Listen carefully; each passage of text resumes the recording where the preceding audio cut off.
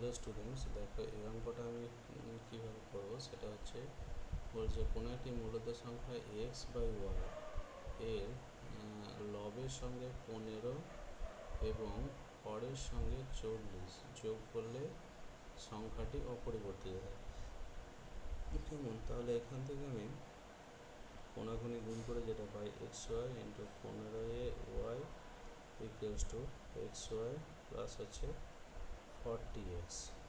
তো x Y cancel out হয়ে এটা যেটা পাচ্ছি 15y equals to 40x।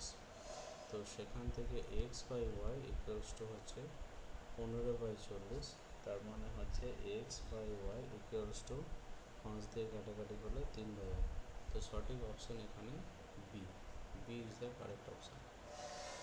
Hello students, আমার চ্যানেলটিকে একটু তোমাদের সবার কাছে রিকোয়েস্ট, আমার চ্যানেলটিকে একটু সাবস্ক্রাইব করে দিও।